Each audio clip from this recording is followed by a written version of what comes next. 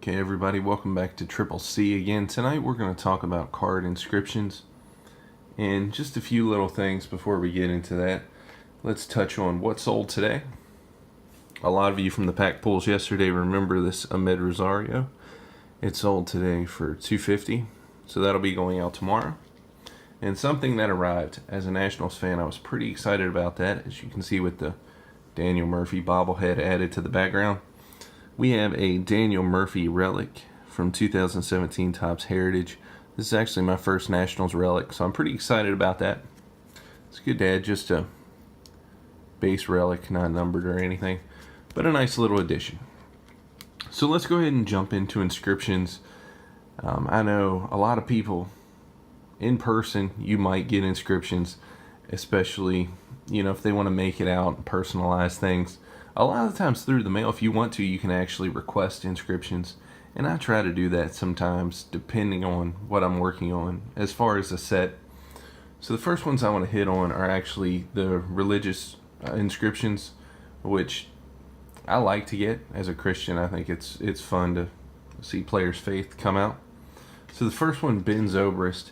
This is actually one of the favorite ones from my collection. He actually, if you send him through the mail, he'll actually send back, a lot of the times, a testimony card of him. And this one is Romans 5:8, which says, "But God demonstrates his own love for us in this, while we were still sinners, Christ died for us." So that's one I really like. Also, this Danny Duffy here, I'm a fan of too. This is also Topps Holiday Set. Danny Duffy, also very good through the mail. And this is Colossians 3:23. Whatever you do, work at it with all your heart as working for the Lord, not for men. This actually used to be my desktop background at work, just to kind of keep you motivated. Sometimes you also get some funny ones. This one, Richard Jones, I don't think he's still in baseball. I'm not sure if you can make that out. In his Sharpie, it says "Southern till the day I die." And that one, I just kind of get a kick out of it. I know my buddy Josh is probably watching. He's from Sumter, South Carolina. And that's actually the first battle of the Civil War, which is something else that I enjoy. I'm a big history buff, so I'm sure he probably grew up with a lot of the history around, and just kind of interesting that he put that on without an inscription or without a request. Here's another one, J.R. Graham. A lot of you probably remember him, Braves prospect. Then he played with the Twins for a while. He put "Don't suck." There actually is a story to this one. I asked him about it, and he told me this was his high school coach's advice. When he was asked how to find the strike zone, what to throw, how to get a guy out. It's probably not the greatest advice you could get from a coach, but he said the coach just told him, "Don't suck." And it really cleared his mind, and he was able to get out there and throw. So, whatever works for him. There's a couple too that I didn't ask about, but I had to ask later. Nicky Delmonico, he plays for the White Sox now.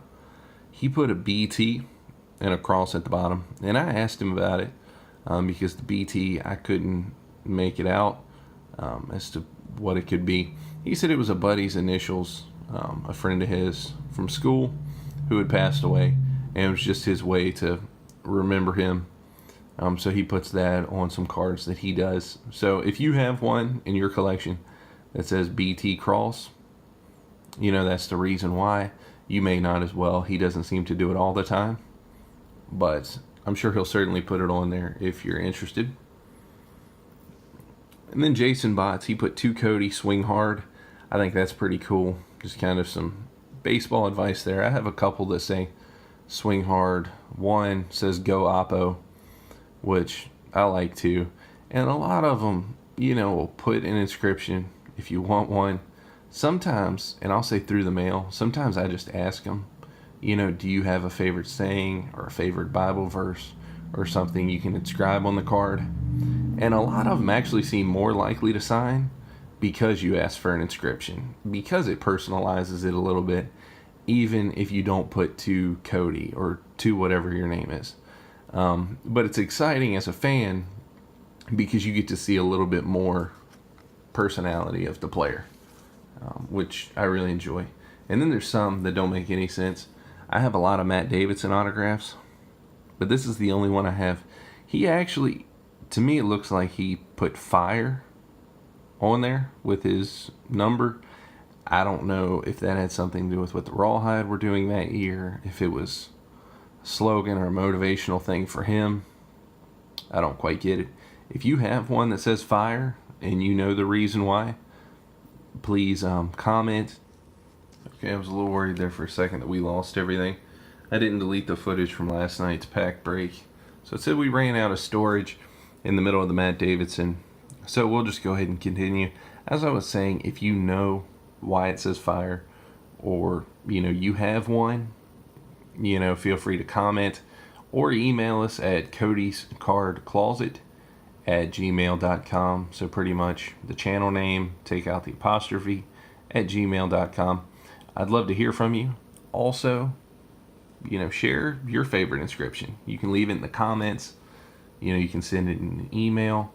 If you want to, send me a picture of it in an email as an attachment, and we'll try and showcase some of your favorite inscriptions that you've gotten, either on an 8x10, a card, in the next episode.